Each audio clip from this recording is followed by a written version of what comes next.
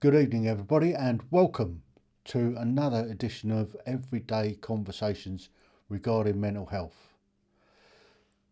Unfortunately, this week I'm not here. So, although it says live from the Heale Manor, I'm not coming live from the Heale Manor.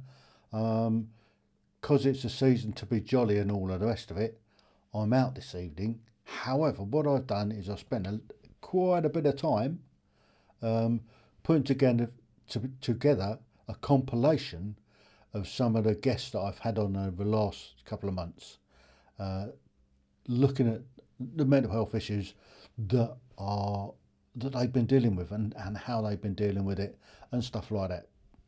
So feel free to comment. This is going to go out as a premiere. You'll be able to put some comments in the chat box. Unfortunately, I shan't be answering them, but I'll look at them after the when it goes up afterwards. So sit back and enjoy this evening. It's going to be really good. I've spent a lot of time doing the edit, and some of the guys are awesome. In fact, all of the guys are awesome. And if you want to get in touch with any of them, the link hopefully will be in the descriptions box. So thank you once again. Obviously, if you want to support the channel, you can click the like button. You can subscribe to the channel. It doesn't cost anything to subscribe to the channel, trust me. If you click the bell icon, it should notify you whenever I go live or I put up a video. So without too much further ado, let's get into it. We're doing great over here in Arizona. We got some rain and hail just about an hour ago, which is very, very uncommon in the desert. That's what we've got here at the moment. Well, not so much the hail, but we've got an awful lot of rain. We've had a storm come through the last couple of days, and it's extremely wet in these parts. Oh, that's what I hear. So let's get you introduced. So Slice, if you want to go first and just let us know a little bit about yourself, how you became a pilot, and what you're up to at the moment, and then we'll have a look at Apollo and get his story. So you're in the room. Yeah, so I'm a husband, dad, a Catholic Christian. I got 4 kids running around somewhere. My wife has a couple of them out right now. Let's see here. I got bit by the piloting bug as a young kid. And, at 7 years old, I built a little fighter jet model on the table with my dad. At 12, I was standing on the flight deck with my uncle as he was doing engine runs on commercial airliners. By 16, I found myself flying civilian airplanes. And then at 21, I joined the Air Force and started my path to be a fighter pilot. So I competed. And unlike Drew, big brain Drew here, Apollo, I didn't get selected to go to weapons school, but I am a fighter pilot instructor in the schoolhouse here in Phoenix, Arizona. And some other things you had talked about is kind of what we're working on now. Well, Drew and I and about 40 other fighter pilots, we basically started writing books. They're called Single Seat Wisdom because we're single seat fighter pilots. And Single Seat Wisdom, we share stories with the world that are short and impactful. And it's been a very purposeful project. All of the pilots involved in that project contribute to a children's cancer nonprofit as well. So that's kind of what we're working on right now is sharing, giving back for all of the life lessons and all of the goodness that's come our way in life as fighter pilots. Yeah, and I would say for mine, my story is a little bit different. I didn't really grow up with a military family or anything, but I like to say that I got lost on my way to university and ended up at the Air Force Academy. The Air Force Academy is our military college for the Air Force. Once you graduate there, you get commissioned as an officer. And so while I was at the Air Force Academy, I got to do a summer program where we got to jump out of airplanes. And then after that, I tried out to be a jump instructor, a skydive instructor. So that's what I did for 3 years in college. and fell in love with being airborne and not being stuck at a desk for a job. And so after that, I applied and got accepted into pilot training. I did well in pilot training and got to fly F-16 fighter jets, and then eventually just kept going with the pain and applied and got accepted into weapons school, which is the Air Force's version of Top Gun being for the Navy. And now we're here trying to help other people and really just give back, especially the lessons that we've learned from our career, to try to help others. So welcome, guys. So we've got Tim, who's in Germany, and he's a fire chief up in the north end of Germany. Underneath there is Toby, he's in Canada, and we've got Dave from Florida. If Dave goes off suddenly, it's because he's lost power. He's in the middle of a hurricane at the moment. Don't know what's a hurricane. It's a bit of a drafty breeze, isn't it? And Toby's up in Canada. It's fairly cool, apparently. I think he's just gone to shut the window. So, good evening, guys. Welcome. Thank you. Good evening, mate. How you doing? Yeah, So, fine, yourself? yeah, pretty good. What we're going to do is, I'll start with you, Tim.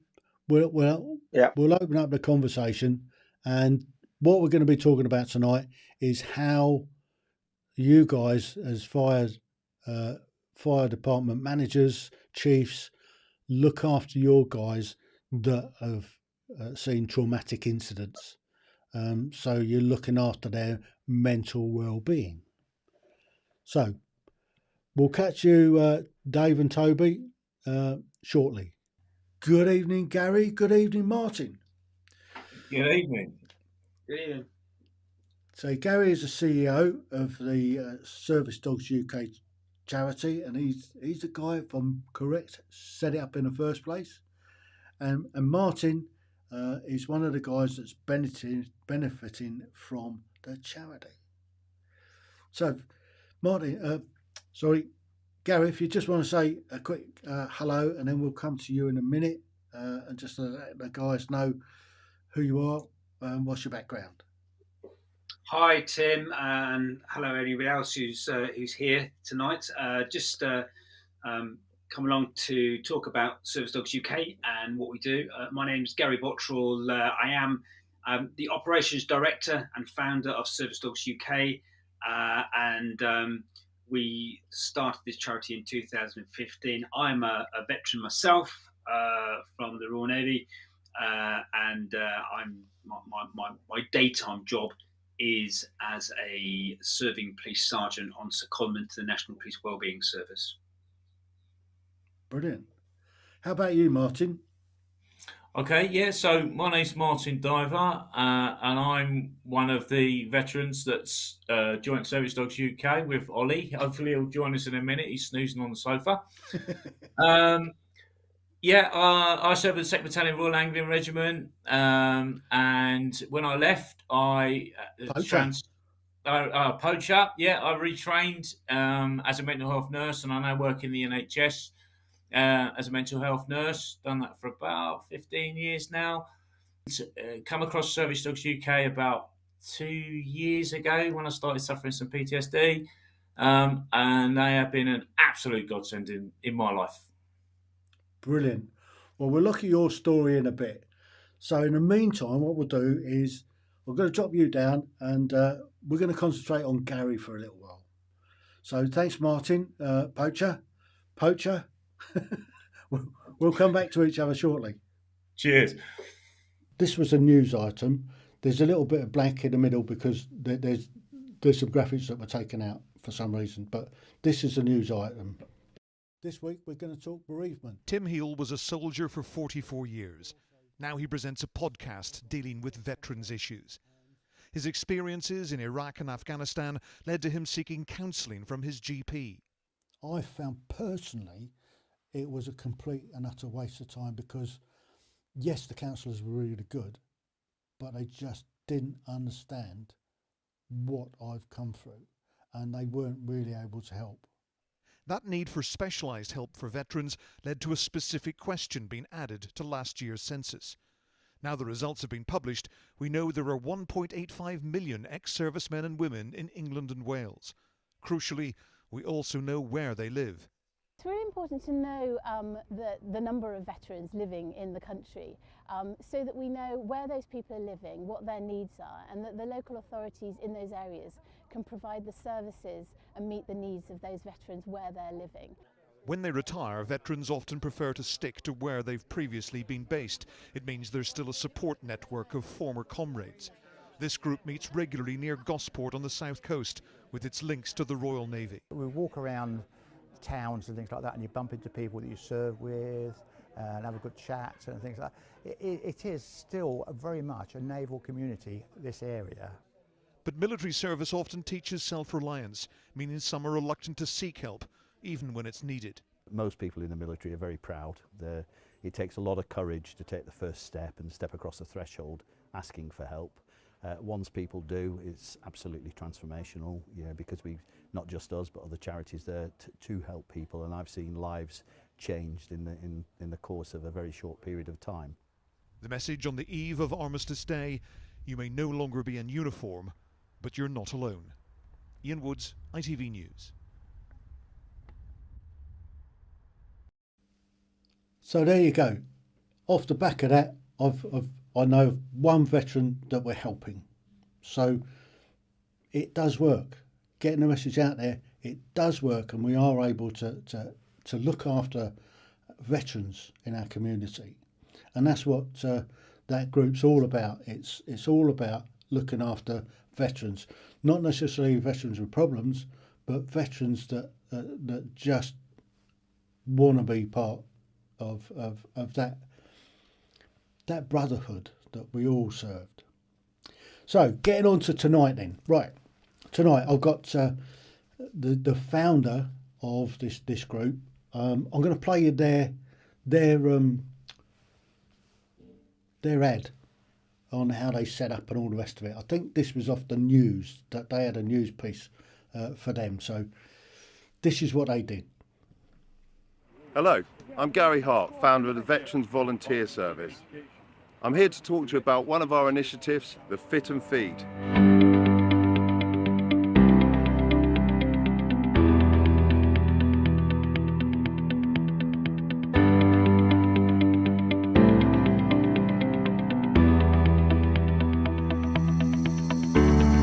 What we offer is an hour of fitness training built around circuits, boxing and kickboxing, a hot meal and a haircut, all for £1. I like the exercise in it, and it just makes you more fit. So it helps them to grow properly, and it helps their mindset. Second initiative is the Youth Focus Group.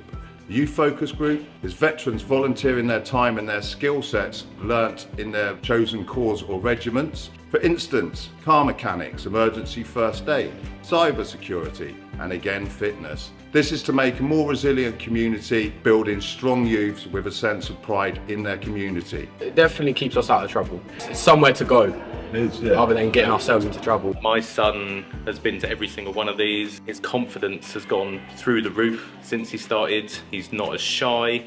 He's made friends that are not even from the town that he lives in, and he loves coming here. He wants to be here. Yeah, I think it's just great for his confidence and his development. We identified that every veteran feels a loss of identity at some point in their life. Therefore, we formulated an organisation that gives a sense of duty and dignity in the community for the veteran. The VBS and the group of veterans that are here tonight have had PTSD, and their world has turned around from when I first seen them 3 years ago to now, and it's tremendous, and it can only, in my view, enhance other veterans with this same model, and that's what VBS is all about. I got on the wrong side of the tracks again because it was easy to do. It was the only thing I knew. You know, someone in my family said to me, look, you've got to go and get a bit of help. I did. and I'm really grateful that I did. He's completely turned his life around from his experiences, so it's just a classic example of doing the right thing and moving on. Oh, well, Fit and Feed I think is a great initiative. I love seeing the kids really enjoy themselves with their fitness and also with the hot meal afterwards as well. We prepare it at the church and it's just a really lovely sort of community spirit feeling. Everyone gets involved and I love Fit and Feed, yeah.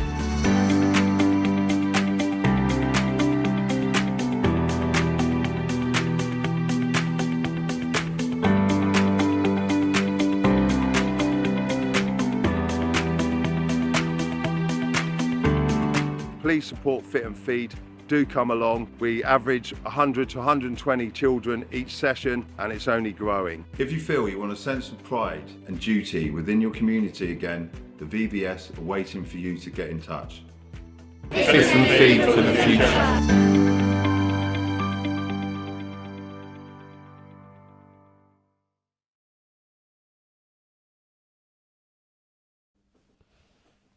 Boom. Welcome, Gary. Good evening, how you doing? I'm good. That caught me on a hop slightly. Welcome. Thank you for just a quick couple of highs.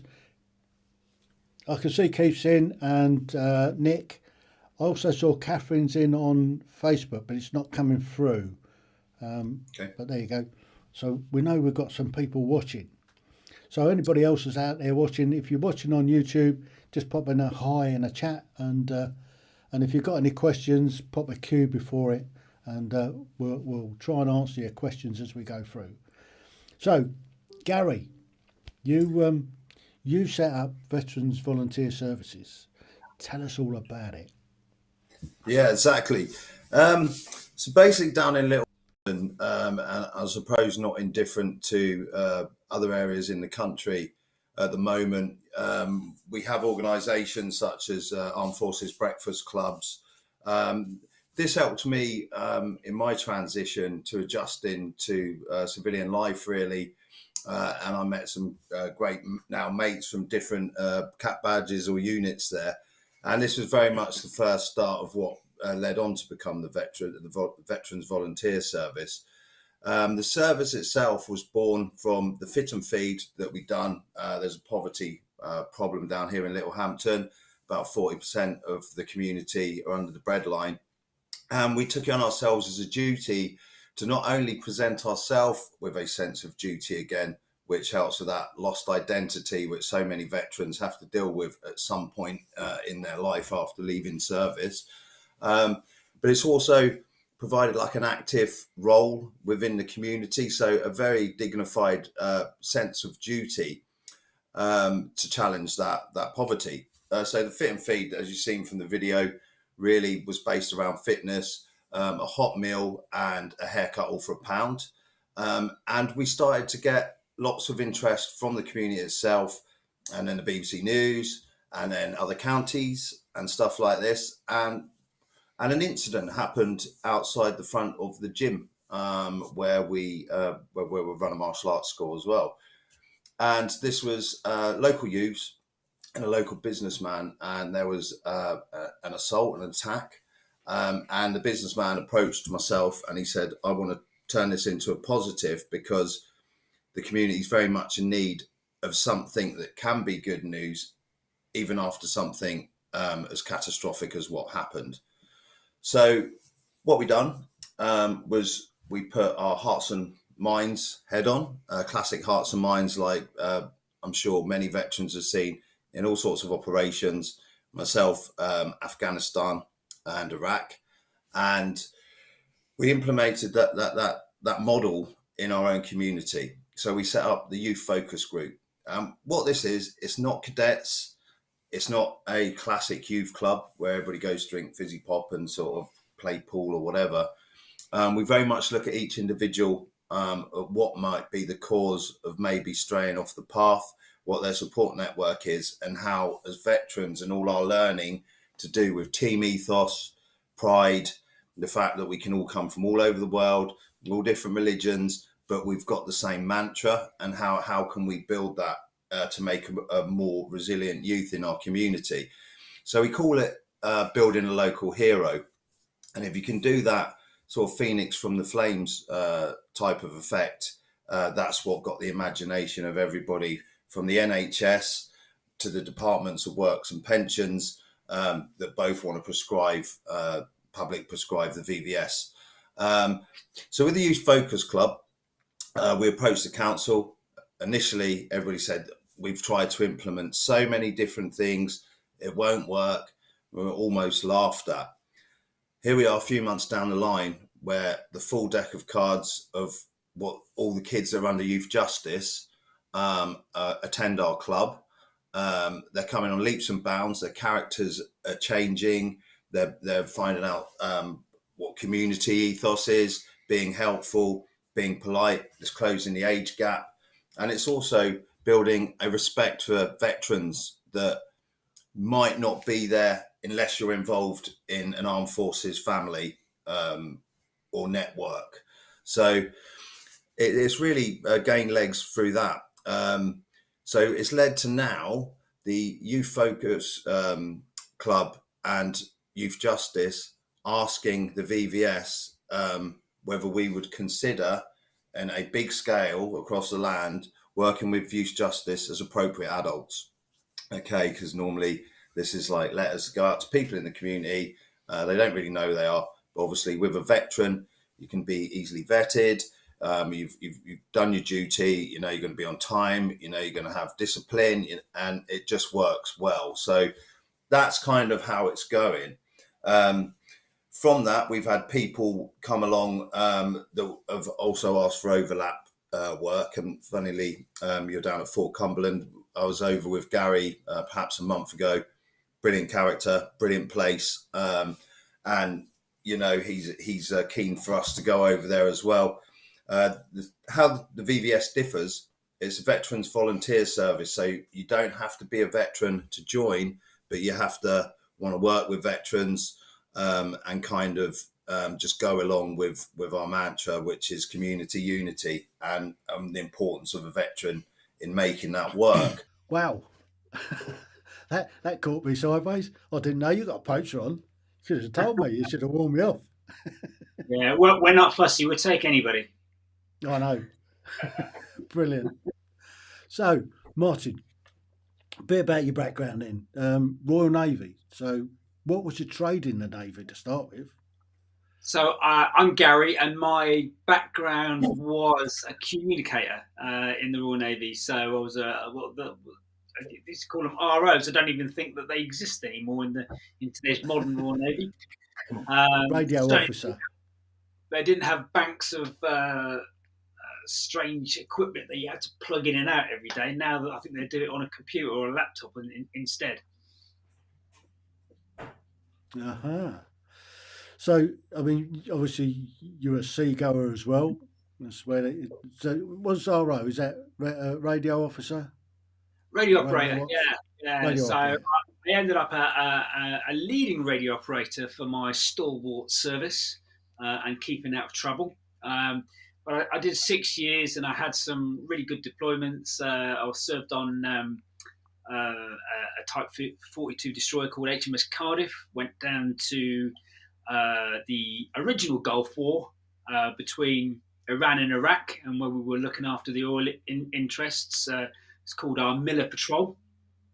And on the back of that, got to go to some wonderful places and some not so wonderful places. Djibouti, Mogadishu, sort of places like that. But as well as the Seychelles, which was fantastic. I was lucky enough to get 18 months in Gibraltar in the communication centre there. Wow. And I also spent time on minesweepers, Chiddingfold, which has got a plastic hull. And my last ship was HMS Maxton, which was, I think, the last ship with a wooden hull. I was on it as it came into Portsmouth to decommission. And we barely made it to the dockyard before it fell. Brilliant. So they couldn't cut that one up for razor blades then? No. Lots of good firewood. Yeah, absolutely. So, how did you get into working with dogs? So I have my real job, if you like, is a police officer, and I'm a police sergeant and have been for just over 30 years.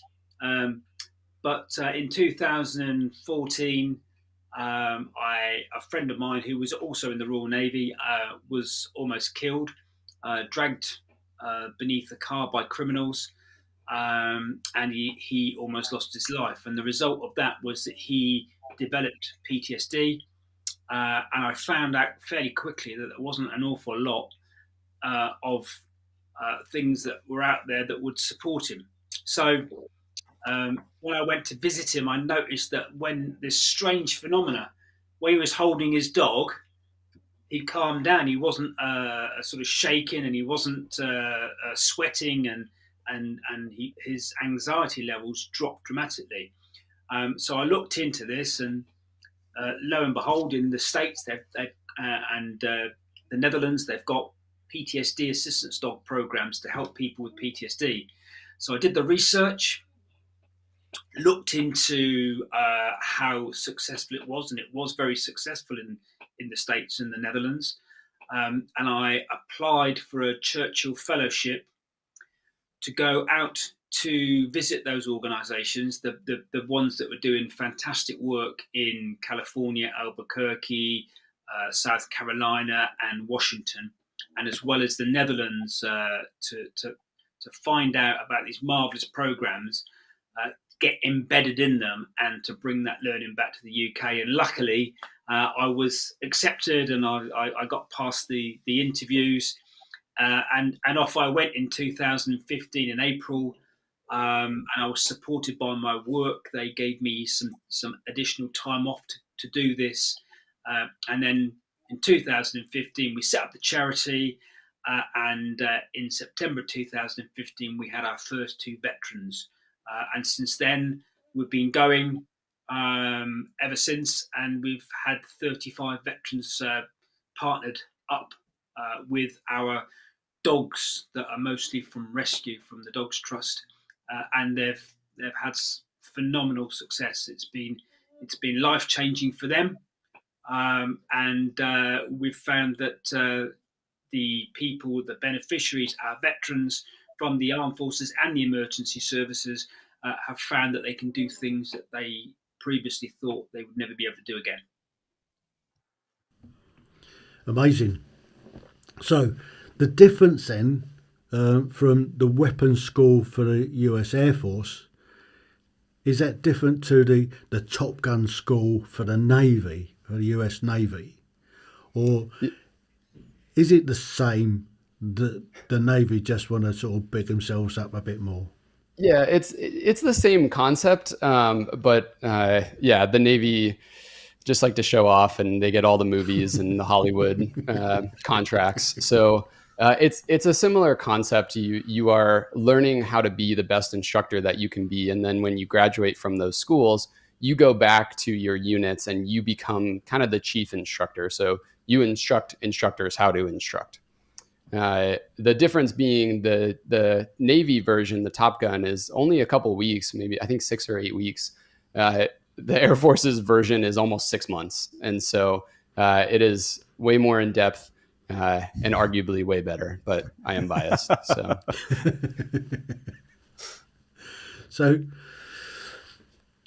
down to the curriculum of it all. Then is it similar? Do you sort of, or is it slightly slower paced with the Air Force than the Navy? Because the Navy sort of cram it in. If you go by the Top Gun films, it looks like they're there and they're buzzing around. They're doing about 3 or 4 missions a day, and then at the end of it, they're going to a war, and everybody sort of at the end of it comes home and starts kissing and hugging each other.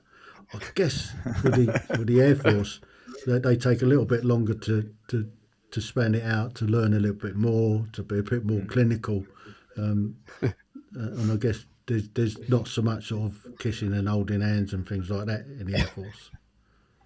Yeah, there was no kissing and holding hands in the Air Force. I think that's just a Navy thing, for sure. I know our Navy, they like to sort of cross-dress occasionally, well, particularly the Royal Marines. Having worked with the Royal Marines, and occasionally I have been known to cross-dress with them. Oh, jeez. Yeah, I think going back to your question of the curriculum, from my understanding from the Navy side for Top Gun, it is very fast paced, and they don't cover as much. Whereas in the Air Force, it's still very fast paced, but you cover a real breadth of not only your being an expert in your airplane, so the F-16 for me, but then also we branch out into what we call being a mission commander, where now you are in charge of an entire mission, which could be 20, 50, 100 different aircraft. And you are essentially in charge of planning this effects-based mission, whether that's, trying to destroy targets, or there's a lot of different, infill troops with cargo planes. And right, so you have to know a lot about all of the different capabilities in the Air Force in order to orchestrate, hey, here's how we want to achieve a mission. So we spend quite a few weeks just in, working these really large force missions in order to get good at mission planning, executing, and then debriefing, what we call the mission commander role. So there you go, T. Mate. So you've been a firefighter up in Germany for quite a lot of years, and you've climbed the old greasy pole. And since '92. Yeah, and you are actually in charge of a whole sort of area, I guess. Is it, or just it's a few stations? Basically the county. Yeah, it's basically the county. Yeah, county manager. Is that Schleswig-Holstein? No, Schleswig-Holstein. Well, Schleswig-Holstein would be like that's a land. It's more like England or Wales. All right. It's a county level. It's Nord Friesland. It's a county within Schleswig-Holstein. Nord Friesland. I remember now. Nord Friesland, and that's right up on the Danish border. North Sea. North Sea is to our west. To the east is the Baltic. That's a wonderful thing about Schleswig-Holstein. You've got the Baltic and the North Sea. Yeah. And then to the north it's Denmark. Yeah. And you get some pretty horrendous weather there as well, don't you? We get everything. We get the shit that you lot send across to us. We get the shit that the Danish don't want. The snow. And sometimes it's cold from the Baltic. Yeah. So we take shit from every direction, basically. Brilliant. Right. Yeah. So, if you want to tell us how you go about doing it in Germany and Denmark, because you cover Denmark as well, don't you? We cover, on the just over the border. We cover a few of the towns, the border towns. Yeah. It's basically if we go to we get called out to a fire or an accident and there's fatalities on it. The people that were involved, they get basically after the debrief, they get separated to a room and they chat amongst each other. They chat with a psychologist. Is usually on board, and it's all discussed and brought out in the open. Their feelings. They talk about their feelings, and that's basically straight away as soon as we get back in from the job. So it's basically stemming it out at its roots. Hopefully Dave's still there. He's not been blown away yet with the hurricane, and he's still got power. So, hey, good evening, Dave. How you doing? Good evening. I'm doing well. Thank you for having me. No, you're welcome. I mean, we had a chat a few days ago or a couple of weeks back about your experience in the fire department down there in Florida. And we were talking about how you guys look after your guys' mental well-being. So if you can Yeah. tell us a bit about how you go I about it. think we have a lot of the same resources as other departments around the world. It's really a thing of culture, I think, that needs to be addressed, where people need to feel safe coming forward to talk about their emotions and their experiences. Because sometimes I think that, well, I know in my case personally, I felt that if I let people know that I was getting psychological care or something like that, that would be an indicator of weakness. And in the leadership roles that I was in, I really didn't want people to view me as weak. I would say that that took its toll. That mindset took its toll. And later on in my career, towards the end of my career, when I definitely needed to get help, I was self medicating. And this is what's really ridiculous is that uh, I was on the critical incident stress management team. So in my mind, I needed to be a resource for the people working out in the field. And at the time, I was responsible for 6 fire stations in a pretty busy part of Central Florida. The things that we've seen, the things that I've seen throughout my career are not much different than any other metropolitan area. You see the violent crimes, the things people that people are capable of doing to one another.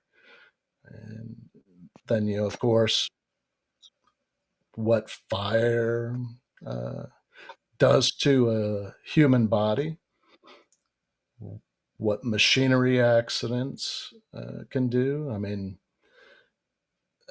there's just some pretty horrific things that a firefighter will see during their career. And after 23 years, um, I I was carrying around a lot of trauma, and so you know all the symptoms were there. I knew what they were, but I thought that I needed to ignore them, and it took its toll in my personal life. And I feel like it's important for leaders within the fire service, both formal and informal, need to remember that as leaders, you have to practice courageous self leadership in order to be the best leader that you can be for others. And that means taking care of yourself, both Yeah. physically and mentally. Martin, good evening Hi. again. How you Hiya. doing? I'm good. I'm good. Nice to be Brilliant. here. So tell us about a little bit about your background.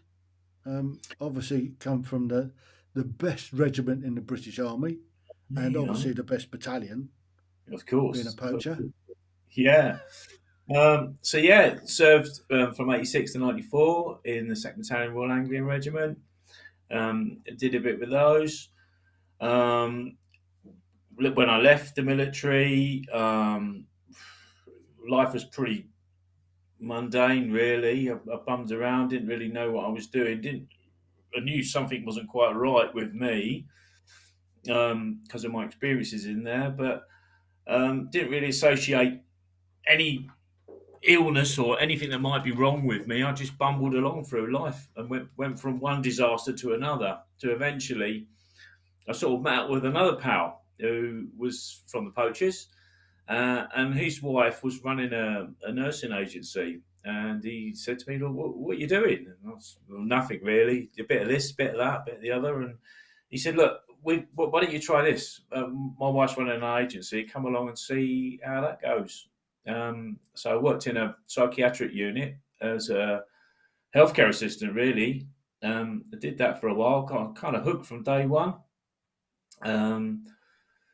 Did it for about a year, and then sort of some of the staff in there sort of said to me, look, you should really think about getting qualified and get yourself trained.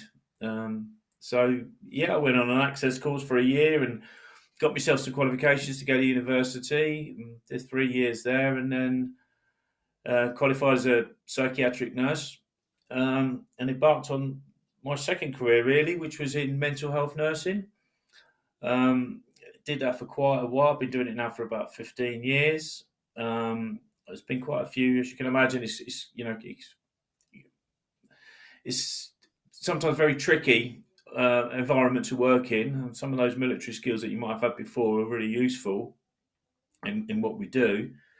But I guess for me, I was assaulted quite badly at work, and that triggered really this episode of PTSD. Everything sort of culminated at that point, and all this sort of stuff started coming forward, and having night sweats and night terrors and nightmares, and not really understanding, and probably doing lots of the stuff that most people with PTSD do, that avoiding stuff, and it's not happening to me, and blocking it out using all sorts of stuff, bit of drugs, bit of alcohol, anything just to try and feel a little bit sane and make sense of what's going on in life.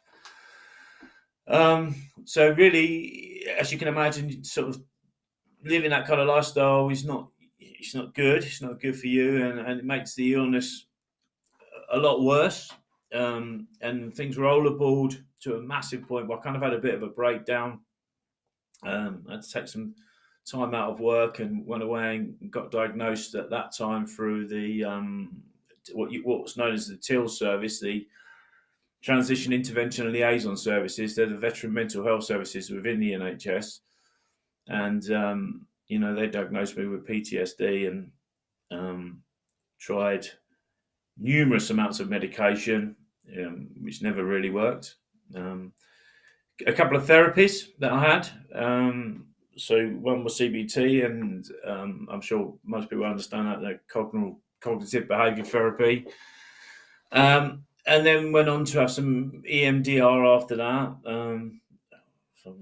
Bamboozle everybody with eye movement desensitization reprogramming.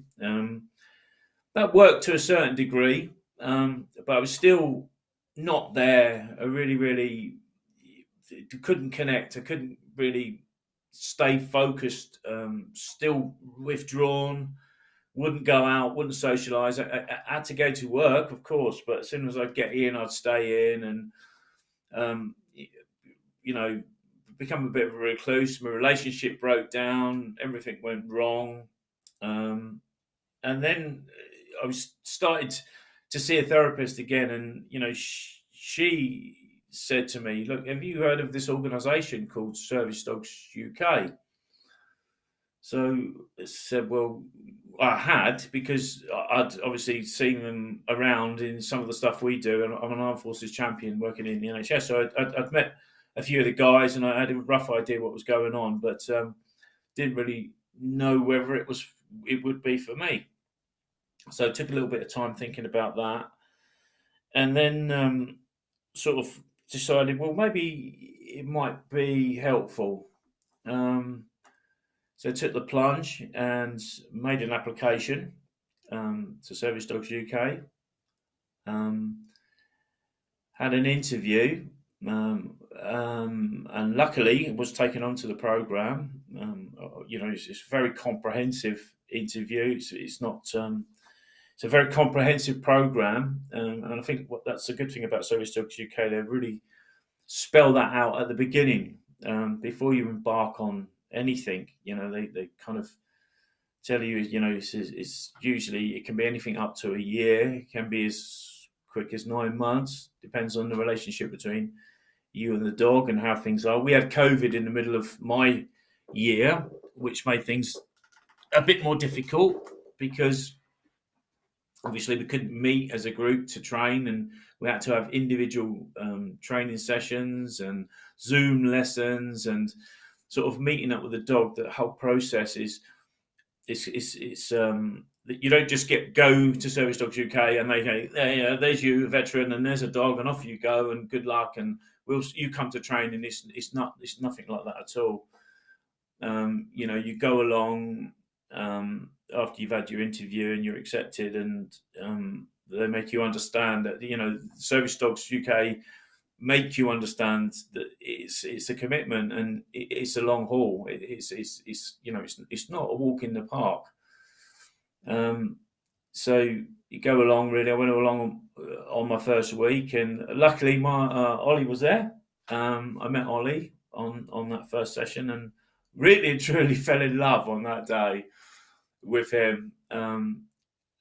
Although sort of part of the remit, they won't just sort of give you, like I say, you get on with that dog. You get a chance to try several dogs, and see it's not only about you, how you get on with the dog, it's how the dog reacts to you, and do you work well together? Does it come together well? And can is the dog going to be a good fit for you? So you're working with several dogs, across the training sessions over maybe 5-6 weeks. And then the leadership team or the training team come together, and they kind of make a decision along with you about which dog suits you. And then there's another process along after that. You don't just then, you've met the dog for 5-6 weeks at training twice a week on a Saturday and a Wednesday, but the dog just doesn't come home and stay with you straight away. There's it's almost like dating. The dog comes for an overnight stay, or he'll go back the next day back to the foster carers, and then he'll have a few days away, and then you'll meet at training. Maybe he'll come for another couple of days, So over about another 2-3 weeks, eventually the dog's here, and he's staying with you, and you're sort of starting your training as from sort of week one.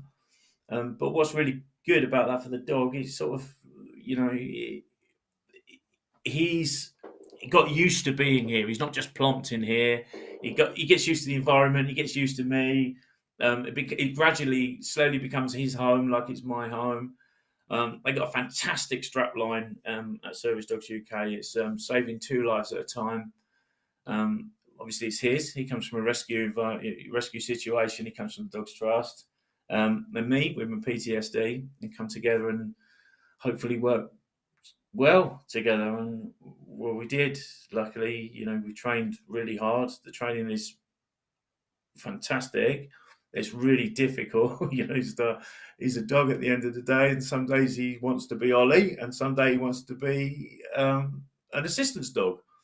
But gradually and slowly across the course of the year, the assistance dog takes over more than Ollie, to the point where he kind of, I think that's the thing I love about him the most, is that he's a real trooper, in the fact that he's got his kit, he's got his uniform, he's got his harness and his lead, and when he's kitted up, when he's got his kit on, he's working, and he's an assistance dog, a fully accredited assistance dog. And maybe we'll talk about some of the stuff that he does in a bit, but when he's not in his harness and he's Ollie at home, he is a dog, and he's happy. He can be a bit of a terrorist at times, and I love that about him. But what's really good about it is that, for me anyway, is that transition from when he's working. He comes to work with me. He'll come to the supermarket with me. We go everywhere together. We just come as a pair, really. Our next guest, he's all the way from Canada. If he goes off, it's because it's freezing there. Apparently, it's minus 27 or something. It's a bit chilly. So, evening, Toby. How are you doing? Yeah, pretty good, thanks. So Toby, similar sort of question. How do you guys in Canada look after? Well, let's put it in context. You're a fire chief for an area in Canada. So tell us a little bit about your fire department. So I'm a fire chief for Box Spring Station, which is part of Cypress County, which is in the southeast area of Alberta, Canada. And I'm also a deputy chief on my local town, which is Redcliffe, which is inside of Cypress County and very close to Medicine Hat. On both departments, we have a CISM team, which I'm a member of. And we basically, after any call, we'll do a debrief. Any nasty calls, we'll do a more in-depth debrief with all of the guys, asking them how they thought the call went, what were the good and bad points about it, and also if there's anything that they need to, any more help that they need. Basically, we do have a psychologist who is on a retainer, pretty much, and if we need to ask her for help to step in to help the guys out, then we can send somebody on to see her. But usually we'll do a debrief straight away, and then we'll do another debrief probably up to 72 hours afterwards, something like that, just to make sure the guys are happy and they're not bottling it up, not going home and hitting the bottle, or or doing anything that's stupid. Total respect to Dave, who was on before me, for being able to tell the story and to come back from the brink like that. To be able to do that, and then also to be able to help people out now, that's just awesome. It really is. Yeah, I mean, it sounds like your system's pretty much like the trim system that we use in the British Army. Yeah, pretty much. When I was there, so that, I think the key issue there is that you go in about 72 hours after the incident, because that's when it starts to kick in, that you're realizing what's happened. It's not immediately. I mean, it's okay to sort of have a debrief of what's gone on immediately after when you come back in, but it's that sort of 72-hour period, that 3-day period, that people are then processing it, and then that's when they start to feel the effects, for want of another word. Yeah. The problem, I guess, the problem really comes when you're involved in multiple incidents day after day. I mean, that's then really starts to become complex and difficult to deal with. How do you guys deal with that?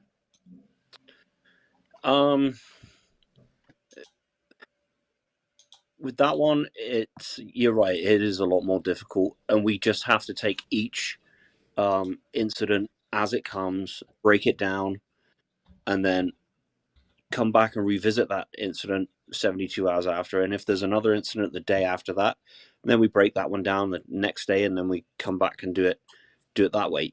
It's as if you kind of have to do everything slowly. You can't rush into these things, and you can't push the guys to open up straight away, because some of them might not want to. Some of them, it might take them a week before they phone me and say, hey, can we go for a coffee and have a chat? Yeah. But like Tim said, my door is always open. My phone is always on 24/7, and I'd rather listen to somebody's story and listen to what they have to say than read a eulogy at a funeral. Yeah, I mean, that's probably the worst case scenario. Where somebody has bottled it up, feel that they can't open up, feel that they can't go to anybody, and feel that there's no other way out than to take their own life. And that happens, unfortunately, far too often. And it's something that we're seeing here in the UK at the moment with veterans. As a veteran myself, I've been retired 4.5 years now.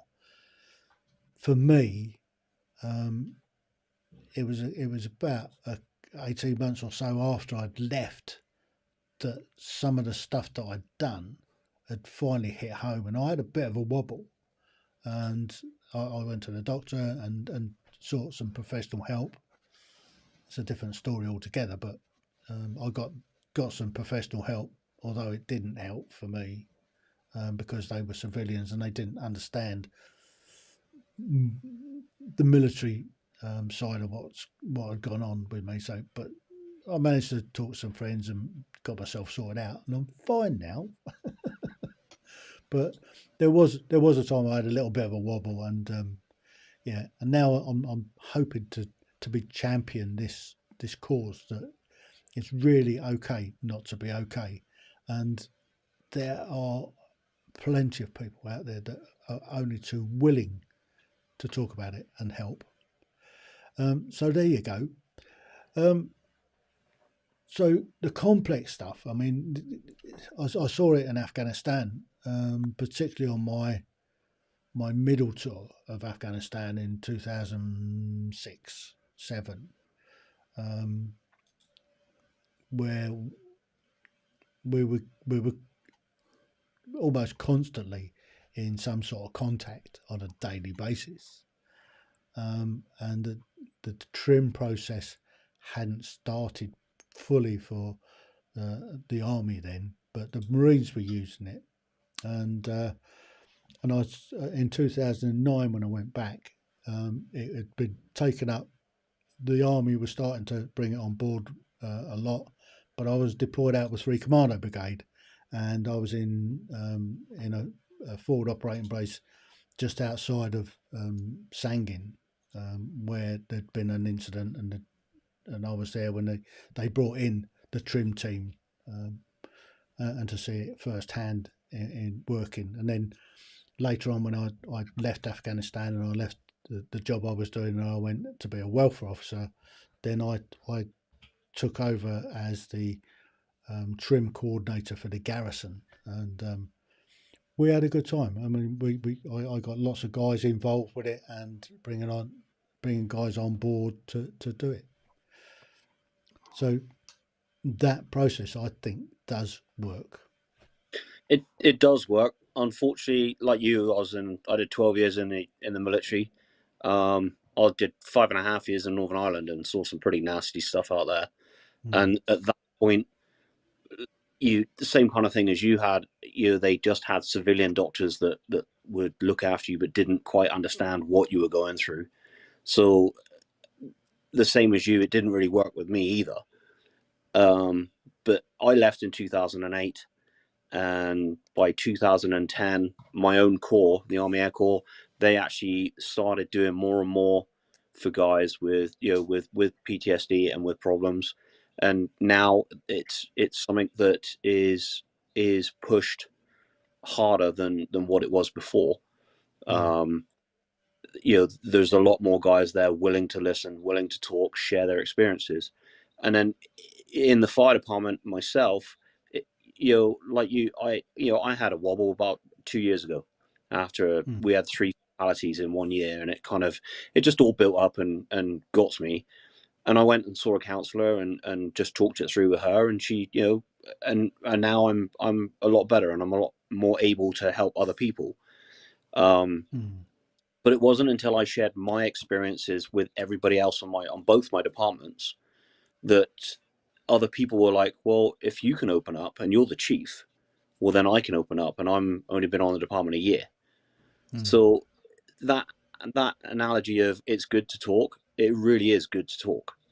If you don't, if you bottle it up, then, and people see you're bottling it up, then they'll bottle it up as well. But if they see you're talking about it, then they're more likely to, phone you up and say, hey, can we go for a coffee? I need a chat. Yeah. And being available to the guys like that, to me, I think it's paramount. It really is. Absolutely. And it's seen and it is working. So it's anybody that out there that is feeling the strain, feeling as though they're not okay, it's okay to talk about it. I mean, one of the routes is to talk with a loved one, with a friend, somebody that's been through the similar sort of thing that you have, or if you don't feel you can do that, go and see your doctor. get referred on. I mean, we all know that the mental health services, particularly in this country, are at breaking point, if not broken. But you can get help. It's out there, particularly for veterans. There are somewhere around about 2,000 charities just for veterans out there. But the thing is, like we're people that work with like honour and dignity, being veterans and servicemen before that. So what we'll do is just we'll prove a point in under those two banners, and then give the statistics, and then they'll have to listen. They'll have to, because if you're clearing up, if you're helping cut down crime, or you're helping cut down loss of life or something in an area, eventually they have to listen. And this is exactly what we've done over here at Arran District, and we'll do it further, because there are people that be sat out there going, I want to do that, I want to get involved, and that's all we need. That's all we need, and then we'll push on. It's simple. Yeah. Okay. So for now, I'd just like to thank Gary and Steve for coming on and sharing what they're doing down in Littlehampton area in West Sussex there, which is awesome. I mean, what they're achieving is something amazing that I guess only veterans could do. Got any last plugs you want to put for your book? Where can people find the book? Single Seat. Yeah. So Single Seat Wisdom is the book series. They're written by fighter pilots. You can find everything at singleseatmindset.com. That's the launch pad. So singleseatmindset.com. It's single as in like one, just in case you can't hear that spelled right, with an S, and then single seat, because we're single seat fighter pilots. So singleseatmindset.com. Outside of that, though, Tim, I think if I was listening to this at the end, and maybe you had a family member that had PTSD or has issues, I think something to realize, because I have and had family members that have gone through trauma, and a lot of people want to know what can I do? How can I help? And I think the important piece, and we hinted at it, but just so everybody's clear, the individual that's going through that trauma needs to be able to identify that and say that they have a problem. And that's the first step.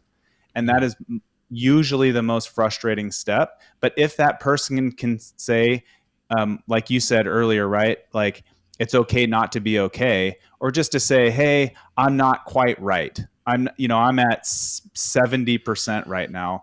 If they can get to that piece, the VA, the Veterans Association in America, is just as backed up and just as bureaucratic as any other ones around the world. However, there are here in America specifically, and I don't know what it's like for you guys there are a ton of civilian charities that have been set up that are doing phenomenal work, and those organizations can help you immediately.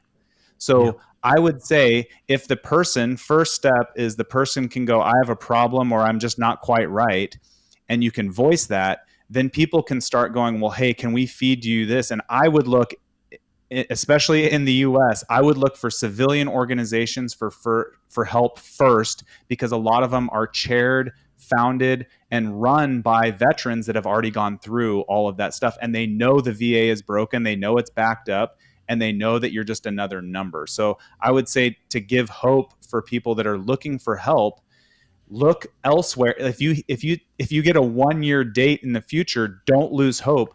Just don't look in that direction. Look in a different direction and look for help. Absolutely. Yeah, I mean, we're blessed in this country with, I think there's somewhere in the region of 2,000 service charities that are out there to help service people, whether they're serving or whether they're retired. There is an abundance of help out there, and that's terrific, guys. Thank you so much. This has been really a real pleasure having you guys on. Thanks for having us, Tim. Yeah, appreciate you. It's exactly the same. Whichever way you die, it's okay to die.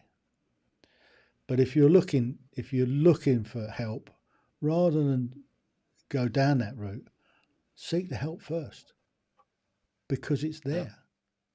There's so many people out there that are willing and able to help.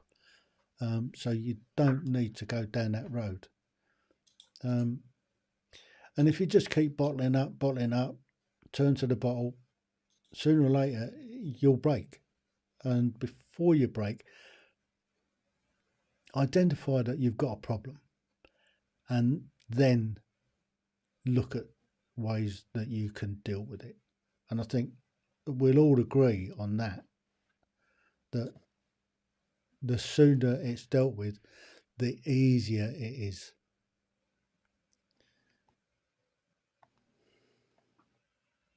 Oh yeah, definitely. Totally agree. See, I left that one there. Just left that one there.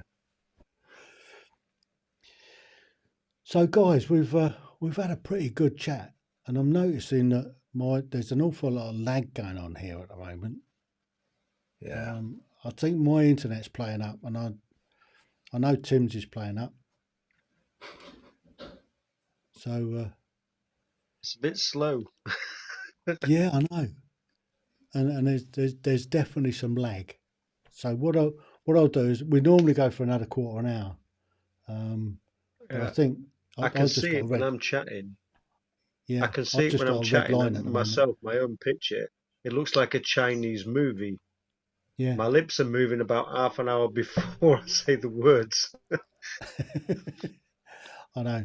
I think that's due to the lag. I mean, my internet is really slow here tonight, and I don't know why. It's done this before. I may need to change the way that I go out next week. I'll try it on Tuesday on the quiz. So if any guys out there, if you've not seen my quizzes, I urge you to have a look at them. Dive into YouTube. My YouTube handle is TimHeale9. Look up for my quizzes.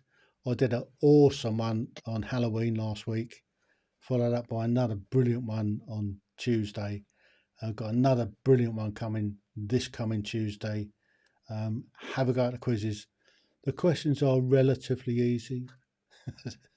The fun facts are fun and should be taken with a pinch of salt. But they are a lot Just of fun. bear in mind, I was infantry. Yeah. Even infantry soldiers can answer these. That's They're good. all fairly general knowledge. But for a foster, you know, if they are spending most of their time at home, and you know, they like to go on holidays and they don't want the commitment or the expense of having their own dog, it can be a really, really good option, because they get a dog. We pay for all the expenses of the dog, their insurance, the food, all the equipment, etc., and they get the chance to have a dog in their home. But if they're going to go on holiday for 3 months of the year or whatever, then they can, you know, as long as they give us notice, we can get the dog somewhere else while that takes place. So for people who can't or don't want to commit to having their own dog and all of that, what that brings, this is a really good option for them. But the main driver for most of our wonderful fosters is that they believe in looking after our veterans, and they believe in giving dogs a chance to reach their full potential, and they see both of that through the program. Fantastic. So, Gary, how can people donate? How can people find you? And how can people help you guys along the way? Where can they go? As we've already alluded to, we get well supported by the armed forces and the armed forces charities. We struggle with getting finances to support our emergency services people who, you know, are injured serving the public. So I guess some of the things that people can do is sponsoring a dog. on our website, which is www.servicedogsuk.org. There are pictures of our young dogs where people can sponsor them, and even if it's £3 a month, that's fantastic. It really helps. As I alluded to earlier, your money goes a long way with us. It really does, and it's essential that we have those funds in order to carry on doing what we do. But people can support us. Social media is great. Follow us on Facebook and Twitter and Instagram and all those wonderful social channels, because as long as you're liking and sharing, more people get to hear about us, and potentially sponsors and funders can come in as a result of that. So that's a great way to support us. If you're thinking about having a dog as a foster, that would be incredible. We're always looking for really good fosters. And if you want to learn about dog training as a foster, it's a great opportunity, because you come in and we'll help you get the basics into the dog. And once you learn that, your next dog comes in. It's fantastic how confident our fosters become as a result of going through some of our training. So there's lots of opportunities there to get involved and do something really positive to help those people who've been injured in service. Brilliant. Well, unfortunately, we're coming to the end. So if you guys just want to hang around for a few minutes after, we'll have a wash up. But in the meantime, I'd just like to thank Gary. Been incredible. Martin, you've been terrific. And Ollie, well, it's downtime. He's been at work today. Leave him alone. Brilliant. Well, hopefully you enjoyed that.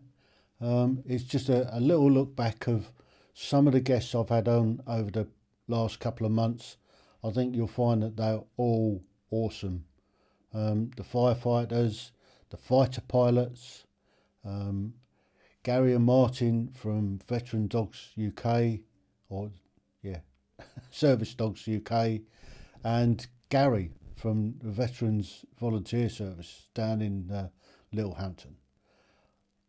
I think what they're doing is absolutely tremendous work, and if you want to support any of them, you'll find the links down in the description. So until next week, I'll be back next week. Next week, I've got a guy called Gary coming on from Forgotten Veterans UK, who are doing, again, some sterling work with veterans with complex issues. So until next week, TTFN. Ta-ta for now.